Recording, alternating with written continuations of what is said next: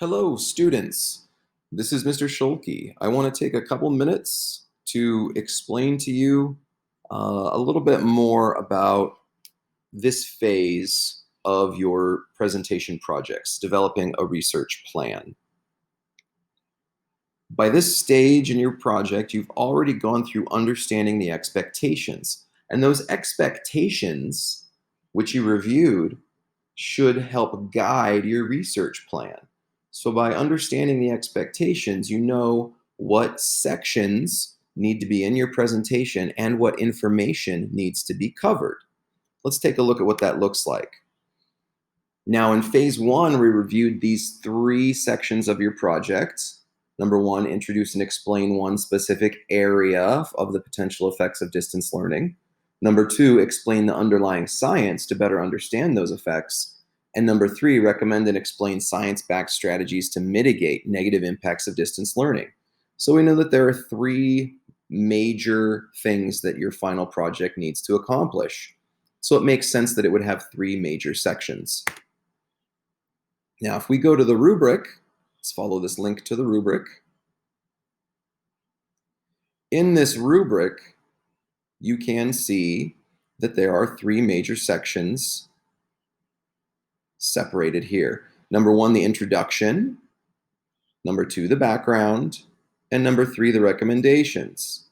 And you'll see that those three sections correspond with what was also in the phase one slides. Now, you'll also be scored on your use of visual aids and your sources, but these are components that need to be present in every section. Every section of your presentation needs to have visual aids and sources. So let's go back to this.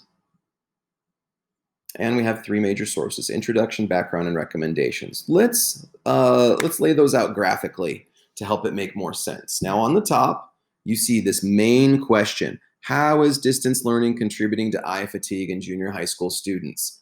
That's guiding your whole project, your main question. Now your introduction, I put here in orange exactly what it says in the rubric. It introduces a specific impact as a phenomenon. It explains the epidemiology, and it defines the problem via a guiding question. The background sufficiently explains the science underlying the problem, and the recommendations suggest multiple strategies which are backed by scientific understanding, and explain why these strategies are effective using scientific arguments. So now we know what those three categories of questions are going to be. And you'll see down here in the yellow, I've written sentence stems for those questions. How is distance learning contributing to blank in junior high school students? That's question number 2 in your phase 2 slides. The rest of these are from question number 4. How common is blank? How common is blank? Who is most likely to experience blank? So that's explaining the epidemiology. So these are some questions for you to research if your section you were going to focus on would be the introduction. The background: how does blank affect the human body? How does blank affect the human brain? What does this part of the human brain or body function, or how does this part of the human brain or body function under ideal conditions? So to explain the background, you need to understand how the body works normally and how these new conditions that we've introduced into the system are disrupting the way that it's functioning. So you need to understand which systems of the body are involved, maybe which parts of the brain are involved, how they work, and how that normal functioning is being disrupted. And then if you're doing the recommendations, you need to ask, how can students minimize these effects? What steps can you take to avoid these effects? How does blank improve the state of the body or brain? So that would be one of your recommendations. How does this recommendation improve the state of the body or brain? Or what effect does each action have on the body or brain? So you're going to come up with recommendations, but you need to be able to explain how each one works. So you might even start researching this and develop more questions as you go. Now, the reason we're coming up with these questions is so you know specifically what your job is as a researcher on your bigger research team. Which questions are you going to try to find the answers to via using an internet search engine?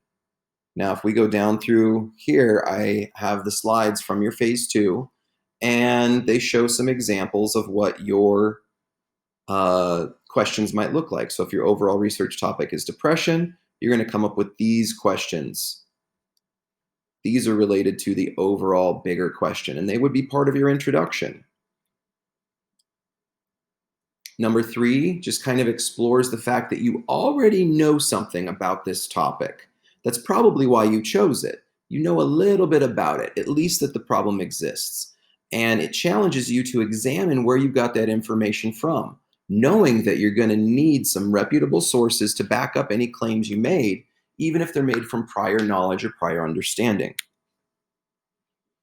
Number 4, this is the rest of your introduction, the epidemiology questions. Number 5, this is your background section, explaining the science. Number 6, these are your recommendations questions, explaining what you can do to minimize these effects or avoid these symptoms. Now, part of phase 2 is dividing that workload among the members of your team. Now that you know what you need to research, divide the workload among your team members. It will probably help to have your teacher look over your research questions before you start doing your research, because perhaps your teacher can help you develop really good questions that will find you the results that you're hoping for when you go start your research. Hopefully that helps you out quite a bit. Let your teacher know if you have any questions, and have fun conducting your research.